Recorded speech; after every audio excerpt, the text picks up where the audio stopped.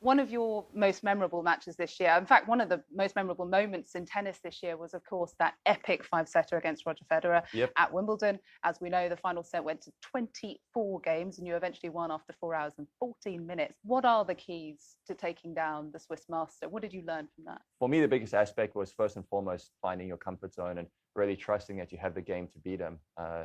Secondly, you have to really, at least for me, stick to my game as much as possible. You don't want him controlling points too much. He's one of the most aggressive, cleanest ball strikers. So you really have to try and keep him on the back foot. And you have to fight. You have to fight for every point. That's what I had to do. I had to face, save a match point in that third set. And, it took me over 4 hours to beat him. So he definitely doesn't make life easy. But, fortunately, I was able to get the job done that day. Having been through that experience that you had, I wondered what you made of Wimbledon's decision recently to change the rules so that we now have a fifth set tiebreak in place at 12-12. What do you think of that? I think it's a great rule change. By keeping it at 12-all, it's sort of a balance between that historic aspect and that uniqueness of playing a long set, but at the same time protecting the players. It's not like a ton of matches go that long, but when they do, it not only protects the players, I think it protects the schedule as well. You and Roger are actually set to play each other at the opening round of the ATP finals. He himself is actually closing in on his 100th ATP win.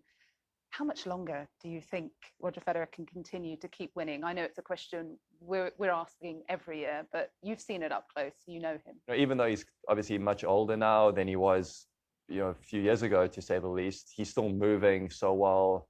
He's competing so well. He's reduced his playing schedule, so he's not playing quite as many matches. And of course, he's making some very smart decisions. But, just watching him playing, he, the results he still has, it's really remarkable.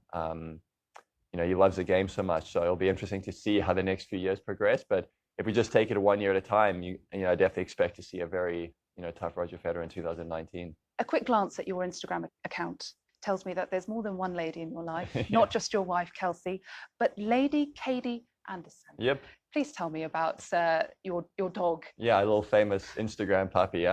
So we adopted her almost 2 years ago. I think in 2016 when I was injured quite a bit, we were staying at home, and it's something that we wanted to do. We knew it was going to be challenging logistically, but we ended up getting a dog, and fortunately we really lucked out because her personality and her demeanor really suits well for travel. She's been a great addition to. She's here with you in London? She is here in London with us. She's going to be down at the court? I hope so, yes. Barking you on? See. She's very quiet. She's very well behaved, but I know hopefully she's rooting me on.